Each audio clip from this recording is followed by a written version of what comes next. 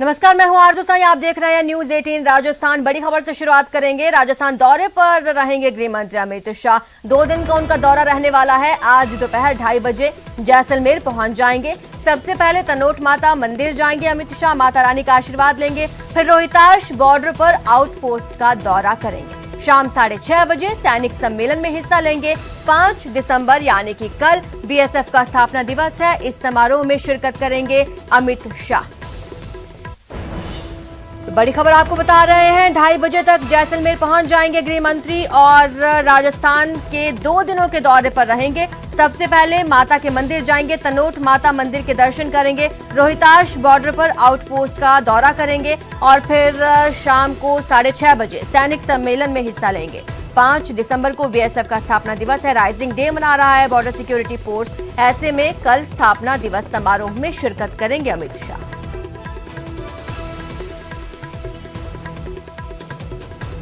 1971 भारत पाकिस्तान युद्ध के 50 साल पूरे हो गए हैं और 1971 में ही बीएसएफ यानी कि फर्स्ट लाइन ऑफ डिफेंस ने अपनी जो यूनिट में बीएसएफ फोर्स में आर्टिलरी यूनिट को भी उसमें इंडक्शन किया था। इसका मतलब यह है कि जो तोप हैं, गन्स हैं, उनको भी अपने बेड़े में शामिल किया था। और अब 50वीं वर्षगांठ के बाद इन शस्त्र को यहां पर दिखाया जाएगा बीएसएफ के रेजिंग डे परेड में। किस तरीके से बीएसएफ ने शौर्य और पराक्रम जैसलमेर भारत पाकिस्तान पर अपना परिचय दिया था, पाकिस्तान को धूल चटाई थी, उसका पूरा नजारा पेश किया जाएगा। और अब कितनी आधुनिकता से तैयार है हमारे देश की ये फोर्स, हम आपको ये दिखाएंगे और ये पूरा का पूरा नजारा ये पेश होगा। गृह मंत्री अमित शाह आएंगे जैसलमेर। 2 महीने में दूसरी बार भारत पाकिस्तान चौकी का वह मुआयना करेंगे। क्यों अहम है बीएसएफ की आर्टिलरी यूनिट और कैसे ये पूरी की पूरी परेड होगी। हमारे साथ हैं कमांडेंट वाईएस राठौर, बीएसएफ का कमांडेंट है, ये परेड कमांडर भी हैं। सर ये बताइए कि आर्टिलरी यूनिट के 50 साल पूरे का, जाहिर सी बात है कि सारी फोर्स के पास आर्टिलरी यूनिट होती है।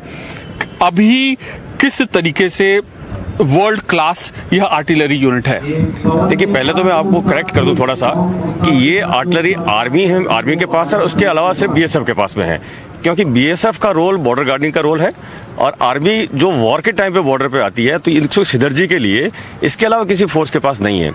तो और जहां आपने आधुनिक तक और भी जो चीज़ें बताया है, तो उसमें बीएसएफ एक ऐसी फोर्स है जिसके पास आर्टिलरी के अलावा अपनी एयर विंग है और अपना वाटर विंग है, जिसको आप मिनी नेवी भी कह सकते हैं। और वॉर टाइम पे बीएसएफ आर्मी के ऑप्स कंट्रोल में ये जो हमारी आर्टिलरी है वो ऑपरेट करती है। किस तरीके से ये हमारी आर्टिलरी है, ये कैनन है, इसको हम कहते हैं 105 लाइट फील्ड गन, और कैसे ये फंक्शन करती है राठौर जी हमें बताएंगे। सर इसका फंक्शन बताइए और कैसे दुश्मन के छक्के छुड़ाने में यह नाकाम है।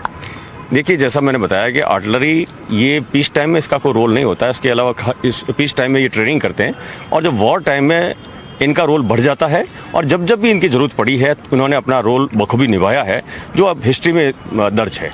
कैमरा पर्सन राजेश के साथ अमित पांडे, जैसलमेर, न्यूज 18 इंडिया। शौर्य, पराक्रम और साहस का परिचय है बीएसएफ और किस मुस्तैदी के साथ भारत पाकिस्तान सीमा की वह रक्षा करता है, हम आपको ये बता रहे हैं। ये महिला कंटिजेंट है और इनको कुछ सालों पहले बीएसएफ में इनको लाया गया था। जैसे जैसे समय बीतता जा रहा है ये महिला कंटिजेंट और ज्यादा अपनी सक्रियता इनकी होती जा रही है बीएसएफ में। हमारे साथ उनीता कीचड़ हैं और ऋतु जी हैं। ये दोनों अलग अलग ड्रेस में हैं आप लोग? मैं जैसे हमारी सेरेमोनियल ड्रेस है, जो ऑफिशियल ड्रेस होती है, बाकी जैसे बॉर्डर पे हम करते हैं तो कमांडो, जिसमें कमांडो ड्रेस चलती है। ये सेरेमनी की ड्रेस है, आप देख सकते हो, और ये कमांडो की ड्रेस, ये कमांडो की ड्रेस है, ये इनकी पास है। और हम इनसे बोलते हैं आप कहाँ पे डिप्लॉयड हो और किस तरीके की आपको चुनौती का सामना करना पड़ता है? मैं बंगाल में कल्याणी एरिया कैलकाटा सेक्टर में डिप्लॉयड हूँ। अभी जस्ट हमारी ट्रेनिंग खत्म हुई है 1 महीने पहले, तो अभी हमने यूनिट ज्वाइन नहीं की है। तो इससे पहले हमारी रेजिंग डे परेड थी तो हम इधर आए हैं। और जैसे कुछ जो भी हमारे जितने भी फ्रंटियर्स हैं वो सारे अलग अलग फ्रंटियर्स की हर एक कंटीजेंट है, वो सारी सेरेमोनियल ड्रेस में हो रही है और मैं महिला कंटीजेंट को लीड कर रही हूँ और ये हमारी कमांडो ड्रेस में है। आप बताइए कि आप कहाँ पे तैनात हैं और किस तरीके की चुनौती का सामना करना पड़ता है आपको? मैं अभी राजस्थान में तैनात हूँ, डाबला क्षेत्र में तैनात हूँ। और चुनौतियाँ तो बीएसएफ में बॉर्डर पे ऐसी चुनौतियां हैं कि मतलब इन्वायरमेंट के हिसाब से भी देखा जाए, जगह जगह के हिसाब से इन्वायरमेंट बहुत चेंजेस होता रहता है। सबसे मेन है कि इन्वायरमेंट बहुत डिफ़िकल्ट होता है क्योंकि सदर दूर पड़ता है और यहाँ से मौसम का भी तापमान अप डाउन होता रहता है। तो हमारी जो बीएसएफ है वो जैसे पाकिस्तान और बांग्लादेश बॉर्डर के साथ लगती है, तो जिसमें रिवराइन बॉर्डर भी है, लैंड बॉर्डर भी है और जंगल वाला एरिया भी है। तो इसमें हम मतलब जैसे रात दिन ड्यूटी करते हैं तो कभी भी अचानक ऐसा कुछ भी जैसे काउंटर पार्ट की तरफ से कुछ भी इस तरीके की हरकत होती है तो उसके लिए हमें हमेशा तैयार रहना पड़ता है। ये तस्वीर है भारत पाकिस्तान युद्ध जब 1965 में हुआ था और जिस साल बीएसएफ की स्थापना हुई थी, राजस्थान पुलिस के यह वीर सिपाही था। भारत पाकिस्तान युद्ध के दौरान इन्होंने अपना बलिदान दिया था। तो भारत पाकिस्तान युद्ध में जिस राजस्थान पुलिस के जवान ने शहादत दी थी, उसकी स्मारक पर अर्धसैनिक बल बीएसएफ अपना रेजिंग डे बना रहा है। 57वां वह स्थापना दिवस मना रहा है और इस तरीके से सम्मान अर्पित कर रहा है। कैमरा पर्सन राजेश के साथ Amit Pandey, Jaisalmer, news 18 India. DIG BSF Pushpendra Singh Rathore ji हमारे साथ, हम उनसे बात करते हैं। और सर, भारत पाकिस्तान सीमा पर हम मौजूद हैं, उसके पास मौजूद है, गृह मंत्री आ रहे हैं, हाउ इज द जोश? फुल जोश। Border security force first line of defence हमेशा जोश में रहती है और जोश में ही काम करती है। पिछले 6 महीनों की अगर बात करें तो क्या बड़ी चुनौती है जो आपको फेस करने को मिलती है भारत पाकिस्तान सीमा के आसपास? बॉर्डर, राजस्थान बॉर्डर जो है वो वैसे भी पीसफुल है और बीएसएफ जो है हमेशा बॉर्डर को अलर्ट होकर गार्ड करती है दिन और रात, 24 राउंड द क्लॉक हम अपनी ड्यूटी करते हैं और अलर्ट रहते हैं हम लोग। इस परेड में क्या नई चीज देखने को मिलेगी और किस तरीके से अलग इस बार पहली बार हमको देखने को मिलेगा? देखिए, पहली बार बॉर्डर सिक्योरिटी फोर्स की जो परेड है, रेजिंग डे परेड, वो जो है दिल्ली से बाहर हो रही है, वो भी जैसलमेर। जैसलमेर एक हिस्टोरिकल सिटी है, वर्ल्ड वाइड जैसलमेर को लोग जानते हैं और यहाँ पे पूरी दुनिया से लोग टूरिस्ट आते हैं जैसलमेर सिटी को देखने के लिए। यहाँ के जो पैलेस हैं और यहाँ के फोर्ट्स हैं। तो हमारा जो है बीएसएफ का भी जैसलमेर में बहुत बड़ा डिप्लॉयमेंट है और बीएसएफ जो है पहली बार ये शहीद पूनम सिंह स्टेडियम में ये परेड कर रही है और एक ऐसा परेड होगा जो आज तक किसी ने देखा नहीं होगा जैसलमेर और पूरे राजस्थान में। और हम लोग जो है पूरा जोश है और हमारे जवान, आज हमारा रेस्ट डे है, कल हम उसकी पूरी तैयारी करके मैदान में आएंगे और एक ऐसा मरुधरा जैसलमेर, सोने की नगरी जैसलमेर चमकेगी बीएसएफ के पराक्रम से। बिल्कुल। देखिए, बीएसएफ हमेशा जो है फर्स्ट लाइन ऑफ डिफेंस और बॉर्डर गार्ड करती है और हम दिखाएंगे कि बॉर्डर गार्ड करने के अलावा हम जो है क्या क्या एक्टिविटीज़ करते हैं। इस परेड के माध्यम से आम पब्लिक को हम बताएंगे कि हमारे पास क्या क्या ताकत, हमारी क्या ताकत है, वेपन्स की और सबकी, और परेड की सबकी। कैमरा पर्सन राजेश कुमार के साथ अमित पांडे, जैसलमेर, न्यूज़ 18 इंडिया।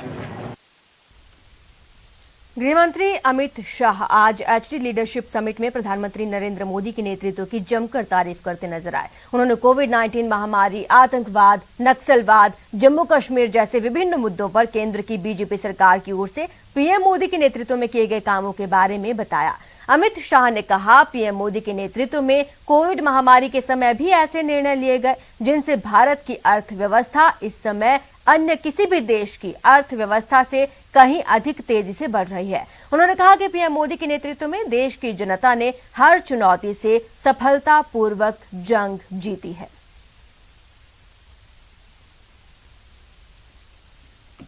देश को लंबे कालखंड के बाद एक स्थायित्व मिला, राजनीतिक स्थायित्व मिला, राजनीतिक स्थिरता मिली। लंबे समय तक इस देश में गठबंधन सरकारों का दौर रहा, किसी एक पार्टी का कभी बहुमत नहीं रहा। मेरी पार्टी भी पावर में आई, 6 साल हम पावर में रहे, मगर उसमें भी ढेर सारी पार्टियों के समूह को लेकर चलना पड़ता था और कहीं न कहीं इसके दुष्परिणाम एडमिनिस्ट्रेशन पर भी मिले, देश के अर्थतंत्र पर भी हुए और देश के भविष्य पर भी हुए। और अंतिम 10 साल तो इस तरह से हुए जैसे एक दुस्वप्न हो। 10 साल तक देश बिल्कुल पॉलिसी पैरालिसिस की अवस्था में जिया। एक भी बात पर फैसले नहीं होते थे। लाखों करोड़ों के करप्शन हुए, घोटाले हुए, घपले हुए, भ्रष्टाचार हुआ। देश में एक ऐसा मंत्रिमंडल अस्तित्व में था जिसमें प्रधानमंत्री को कोई प्रधानमंत्री नहीं मानता था और हर मंत्री अपने आप को प्रधानमंत्री मानता था। इस प्रकार से पीएम ऑफिस भी कॉम्प्रोमाइज हुई थी, दुनिया में भी भारत का सम्मान नीचे आया था। और उस वक्त देश की जनता ने एक महत्वपूर्ण फैसला लिया और पूर्ण बहुमत के साथ भारतीय जनता पार्टी की सरकार बनाई, एनडीए की सरकार बनाई और नरेंद्र मोदी जी 2014 में भारत के पहले गैर कांग्रेसी पूर्ण बहुमत की सरकार के प्रधानमंत्री। एक बैकग्राउंड था गुजरात का, इसमें मैं जाना नहीं चाहूंगा, मगर आज देखें तो 20 साल मोदी जी पहले गुजरात के मुख्यमंत्री और अब देश के प्रधानमंत्री के नाते कहीं न कहीं उन्होंने व्यवस्थाओं को नेतृत्व करने का काम किया है। मित्रों, बहुत सारे मसले थे उस वक्त, मैं पार्टी अध्यक्ष था उस वक्त भी मैं नजदीक से देखता हूं, अब मैं मोदी जी के मंत्रिमंडल में हूं तो आज भी मैं नजदीक से ढेर सारे मसलों को बड़ी धैर्य के साथ, बड़ी कुन्हे के साथ, क्रमबद्ध तरीके से और दूरदर्शी तरीके से इसका प्लानिंग करते हुए एक के बाद उन्होंने हाथ में लेने का। सबसे पहला मसला हमारे लिए एक डेमोक्रेटिक कंट्री के लिए, एक multi party parliamentary democratic system वाले देश के लिए यह था कि लोगों का लोकतंत्र पर से भरोसा ही उठ गया था कि हमारी ये multi party parliamentary democratic system ये क्या देश का भला कर सकती है। देश के 60 करोड़ गरीब और एक दृष्टि से देखा जाए तो 80 करोड़ लोग, इस व्यवस्था हमारा भला कर सकती है, वो विश्वास गंवा बैठे थे। और अब खबरें रफ्तार से।